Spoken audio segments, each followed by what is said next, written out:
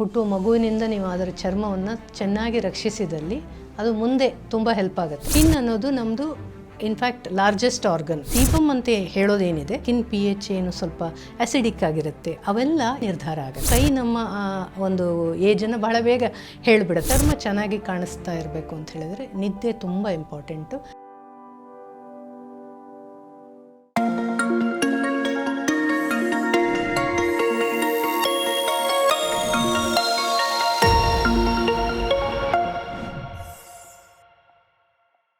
ವೀಕ್ಷಕರೇ ನಮಸ್ಕಾರ, ನೀವು ನೋಡ್ತಾ ಇದ್ದೀರಾ ವಿಸ್ತಾರ ಹೆಲ್ತ್ ಯೂಟ್ಯೂಬ್ ಚಾನೆಲ್. ನಾನು ಅಪೇಕ್ಷಾ ಜೈನ್.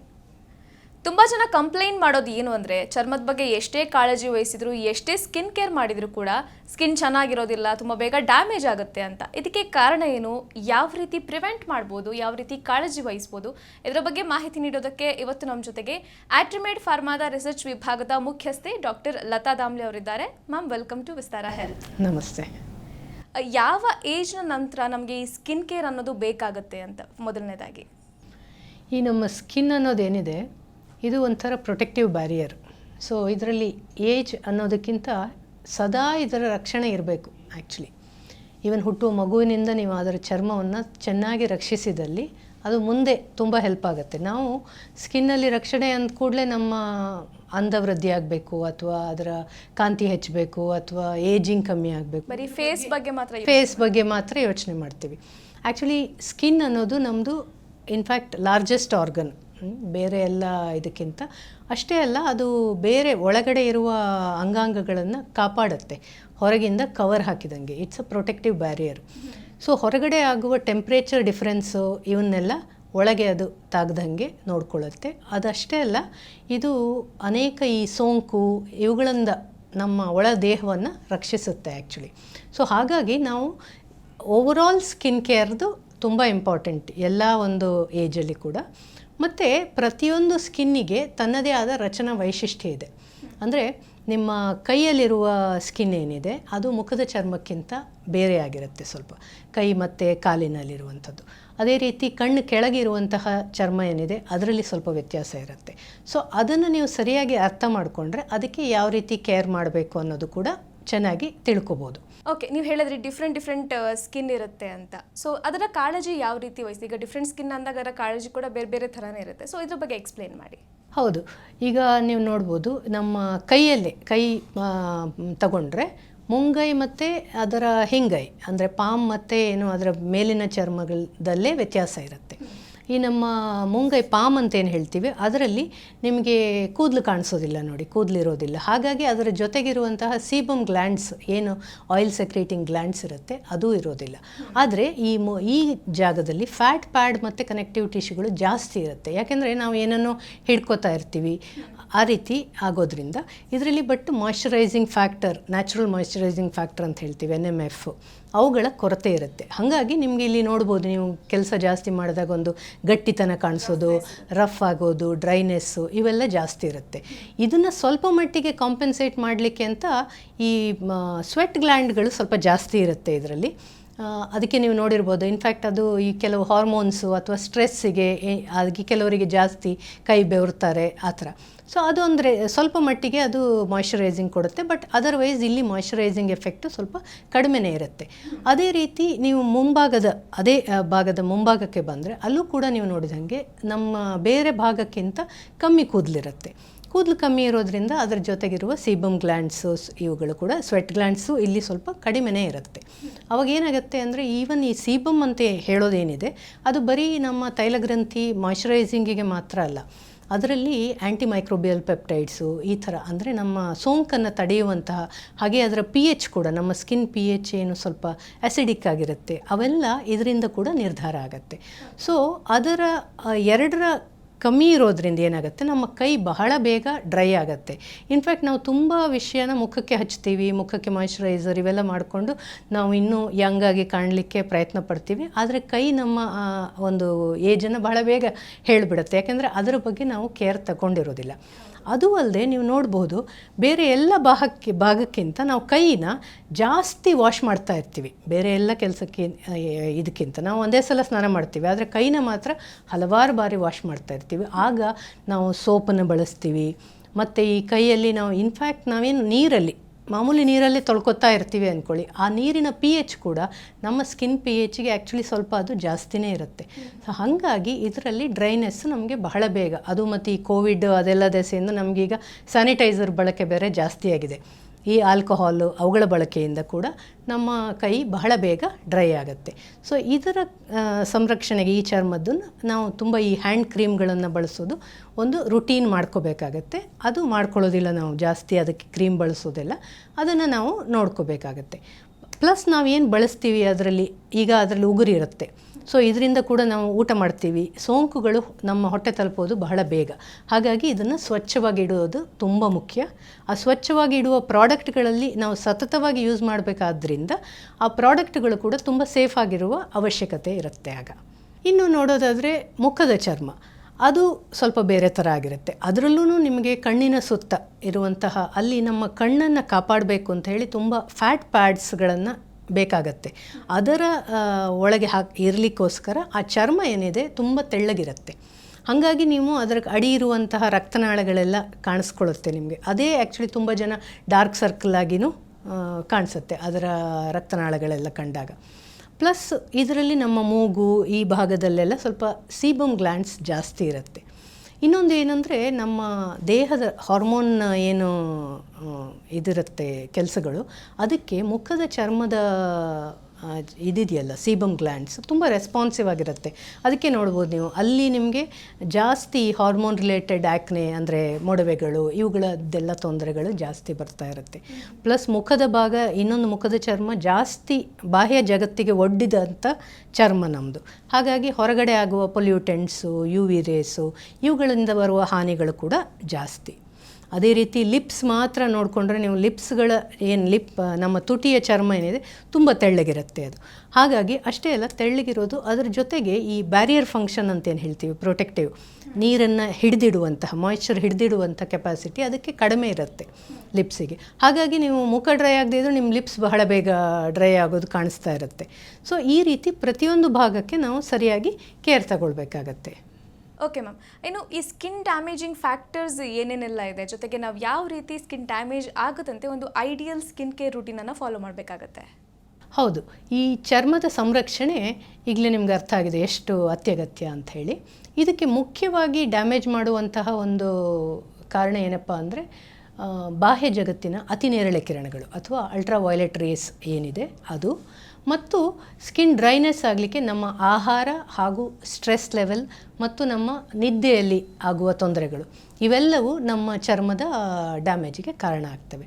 ಈ ಅತಿನೇರಳೆ ಕಿರಣಗಳೇನಿದೆ ನಮ್ಮ ಸ್ಕಿನ್ನಿನ ಏಜಿಂಗ್ ಪ್ರೋಸೆಸ್ಸನ್ನು ತುಂಬ ಫಾಸ್ಟ್ ಮಾಡುತ್ತೆ. ಇನ್ಫ್ಯಾಕ್ಟ್ ಅದು ಚರ್ಮದಲ್ಲಿರುವ ಜೀವಕೋಶದ DNA ಮೇಲೆ ಕೆಟ್ಟ ಪರಿಣಾಮ ಬೀರುತ್ತೆ. ಹಾಗಾಗಿ ಅದು ಅತಿ ಬೇಗ ನಮ್ಮ ಚರ್ಮದಲ್ಲಿ ನೀವು ನೋಡಿರ್ಬೋದು ಕಪ್ಪು ಕಪ್ಪು ಕಲೆಗಳು, ಏಜಿಂಗ್ ಸ್ಪಾಟ್ಸ್ ಅಂತ ಹೇಳ್ತೀವಿ, ಇದನ್ನು ಫೋಟೋ ಏಜಿಂಗ್ ಅಂತ ಕೂಡ ಕರಿತೀವಿ.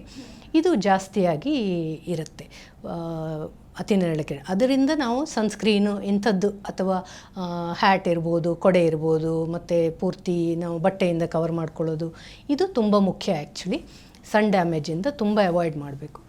ಇದರ ಜೊತೆಗೆ ನಾವು ಡ್ರೈನೆಸ್ಸನ್ನು ಅವಾಯ್ಡ್ ಮಾಡಲಿಕ್ಕೆ ಮಾಯ್ಶ್ಚರೈಸಿಂಗ್ ತುಂಬ ಇಂಪಾರ್ಟೆಂಟ್. ಇದು ಈ ನಮ್ಮ ಸ್ಕಿನ್ನಿನ ಮಾಯ್ಶ್ಚರೈಸ್ ಮಾಡಿ ಇಟ್ಕೊಳ್ಳೋದು, ಆ ಸ್ಕಿನ್ನಿನ ರಕ್ಷಣೆ ಅಂದರೆ ಅದನ್ನು ಡ್ರೈನೆಸ್ ಆದಾಗ ಅದರಿಂದ ಬರುವ ಸೋಂಕಿರ್ಬೋದು ಅದನ್ನು ತಡೆಗಟ್ಕೊಳ್ಳಿಕ್ಕೆ ಇರ್ಬೋದು, ಅಥವಾ ಚರ್ಮವನ್ನು ಅಂದವಾಗಿ ಕಾಣಿಸ್ಕೊಳ್ಳಿಕ್ಕೂ ತುಂಬ ಹೆಲ್ಪ್ಫುಲ್ ಆಗಿರುತ್ತೆ.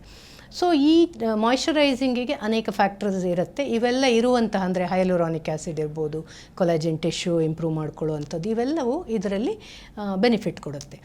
ಮುಖ್ಯವಾಗಿ ನಮ್ಮ ಆಹಾರದಲ್ಲೂ ಅಷ್ಟೇ ಡಿಹೈಡ್ರೇಷನ್ ಆಗದಿದ್ದಂತೆ ತುಂಬ ದಿನಕ್ಕೆ ನಾವು 1-2 ಲೀಟ್ರ್ ನೀರು ಕುಡಿಯುವಂಥದ್ದು. ಅದು ನೀರಿನಲ್ಲಿ ಎಲೆಕ್ಟ್ರೋಲೈಟ್ ಅಂಶ ಇದ್ದಂತಹ ನೀರನ್ನು, ಅಂದರೆ ಬರೀ ನೀರು ಕುಡಿತಾ ಇರೋದಲ್ಲ, ನೀರಿನಲ್ಲಿ ನ್ಯಾಚುರಲ್ ಎಲೆಕ್ಟ್ರೋಲೈಟ್ಸ್ ಇದ್ದಂಥದ್ದು. ಆಗ ನೀರನ್ನು ಚರ್ಮದಲ್ಲಿ ಹಿಡಿದಿಡುವಂಥ ಕೆಪಾಸಿಟಿ ಜಾಸ್ತಿ ಇರುತ್ತೆ ಅದಕ್ಕೆ. ಅಂಥ ನೀರನ್ನು, ಹಣ್ಣಿನ ರಸ ಇರ್ಬೋದು, ಎಳ್ನೀರು, ಇವುಗಳನ್ನು ಕುಡಿಯುವಂಥದ್ದು ಜಾಸ್ತಿ ಅದು ಮಾಡಬೇಕು. ಪ್ಲಸ್ ನಿದ್ದೆ ಚೆನ್ನಾಗಿ ಮಾಡಬೇಕು. ನಮ್ಮ ಚರ್ಮ ಚೆನ್ನಾಗಿ ಕಾಣಿಸ್ತಾ ಇರಬೇಕು ಅಂತ ಹೇಳಿದರೆ ನಿದ್ದೆ ತುಂಬ ಇಂಪಾರ್ಟೆಂಟು. ಆಮೇಲೆ ಯಾವುದೇ ರೀತಿಯ ಸ್ಟ್ರೆಸ್ ತಂದ್ಕೋಬಾರ್ದು. ಯಾಕೆಂದರೆ ಸ್ಟ್ರೆಸ್ಸಿಂದ ಏನು ಇನ್ಕ್ರೀಸ್ ಆದ ಕಾರ್ಟಿಸಾಲ್ ಲೆವೆಲ್ ಏನಿದೆ ಅದು ನಮ್ಮ ಚರ್ಮದಲ್ಲಿರುವಂತಹ ಈ ಸೀಬಮ್ ಎಸ್ಪೆಷಲಿ ಮುಖದಲ್ಲಿರುವಂಥ ಸೆಬೇಷಿಯಸ್ ಗ್ಲ್ಯಾಂಡ್ ಏನು ಮಾಡುತ್ತೆ, ಆ ಸೀಬಮ್ಮನ್ನು ಜಾಸ್ತಿ ಪ್ರೊಡ್ಯೂಸ್ ಮಾಡುವಂತೆ ಮಾಡುತ್ತೆ. ಅದರಿಂದ ನಿಮಗೆ ಈ ಸ್ಟ್ರೆಸ್ ಜಾಸ್ತಿ ಆದಾಗ ಮೊಡವೆ ಬರೋದು ಇಂಥದ್ದೆಲ್ಲ ಕಾಣಿಸ್ಕೊಳ್ಳುತ್ತೆ. ಅದೇ ರೀತಿ ನೀವು exercise is also very important. ಎಕ್ಸಸೈಸಲ್ಲಿ ಚಲನೆ ಚೆನ್ನಾಗಿ ಆಗಿ ಈ ಚರ್ಮಕ್ಕೆ ಸರಿಯಾದ ನ್ಯೂಟ್ರಿಯೆಂಟ್ಸ್ ಏನೇನು ವೈಟಮಿನ್ಸು ಸಿ ಇರ್ಬೋದು, ಎ ಇರ್ಬೋದು, ಅಥವಾ ವಿಟಮಿನ್ ಇ ಇವುಗಳ ಪೂರೈಕೆ ಎಲ್ಲ ಆದಾಗ ಈ ಚರ್ಮದ ಏನು ಕಾಂತಿ ಇದೆ ಚೆನ್ನಾಗಿರುತ್ತೆ, ಚರ್ಮದ ಕೇರ್ ಚೆನ್ನಾಗಿರುತ್ತೆ.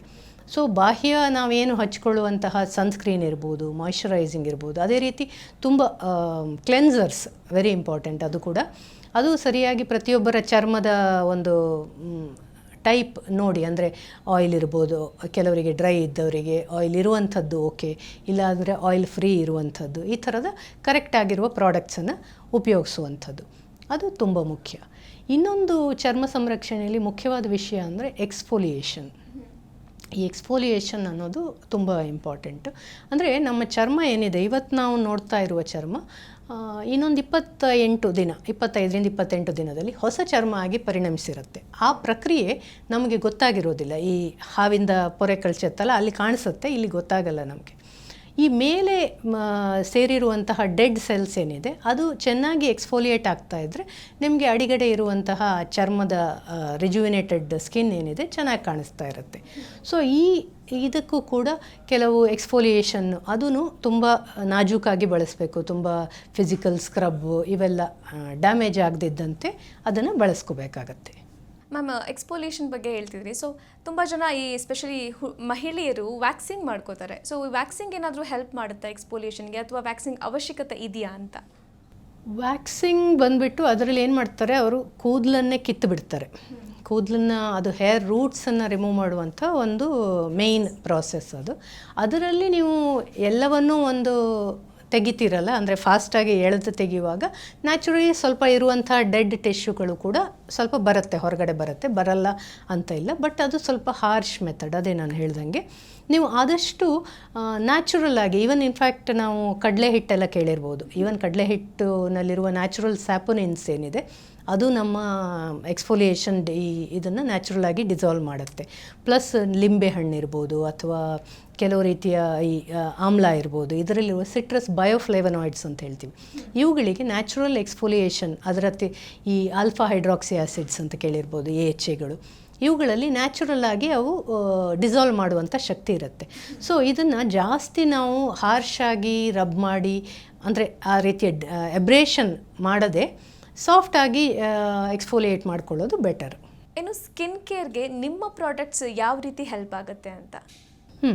ನಾನು ಈಗಲೇ ಹೇಳಿದಂತೆ ಈ ಪ್ರಾಡಕ್ಟ್ಸ್ಗಳ ಬಗ್ಗೆ ಯೂಸ್ ಮಾಡುವಾಗ ನಾವು ಮೇಯ್ನ್ ಯೋಚನೆ ಮಾಡಬೇಕಾಗಿರೋದು ಸೇಫ್ಟಿ ಬಗ್ಗೆ. ಅಂದರೆ ನಾವು ಕೈಗೆ ಉಪಯೋಗಿಸುವ ಹ್ಯಾಂಡ್ ಕ್ರೀಮ್ ಇರ್ಬೋದು, ಅಥವಾ ಮುಖಕ್ಕೆ ಬಳಸುವ ಫೇಸ್ ಕ್ರೀಮ್ ಇರ್ಬೋದು, ಅಥವಾ ಲಿಪ್ ಆಯಿಲ್ ಅಥವಾ ಲಿಪ್ ಕ್ರೀಮ್ ಏನಿದೆ, ಅಂದರೆ ಅವುಗಳೆಲ್ಲ ನಮ್ಮ ಹೊಟ್ಟೆಗೆ ಹೋಗುವ ಸಾಧ್ಯತೆ ಜಾಸ್ತಿ ಇರುತ್ತೆ. ಈಗ ನಾವು ಕೈಗೆ ಕ್ರೀಮ್ ಹಾಕ್ಕೊಂಡ್ರೆ ಅದರಲ್ಲೇ ಊಟ ಮಾಡ್ಬೋದು.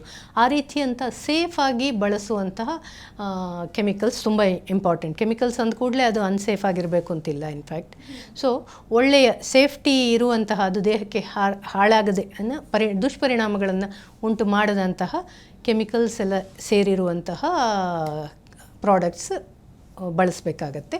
ಅಂಥದ್ದನ್ನೇ ನಾವು ಇನ್ಫ್ಯಾಕ್ಟ್ ಮಾಡುವಾಗ ಅದರ ಬಗ್ಗೆ ಜಾಸ್ತಿ ಕಾಳಜಿ ವಹಿಸ್ತೀವಿ. ಅಂದರೆ ಈಗ ಕೆಲವು ಅನಗತ್ಯವಾದ DMDM ಹೈಡ್ರಂಟಾಯಿನ್ ಇರ್ಬೋದು, ಅಥವಾ ಆಲ್ಕೋಹಾಲ್ಗಳೇ ಬೇಸ್ಡ್ ಇರ್ಬೋದು, ಅಥವಾ ನಿಮ್ಮ ಈ ಪ್ಯಾರಾಬೆನ್ಸು, ಪ್ರಿಸರ್ವೇಟಿವ್ಸು, ಈ ಥರದ್ದೆಲ್ಲ ಇಲ್ಲದೆ ಇರುವಂತಹ ಪ್ರಾಡಕ್ಟ್ಗಳು ಇರುತ್ತೆ.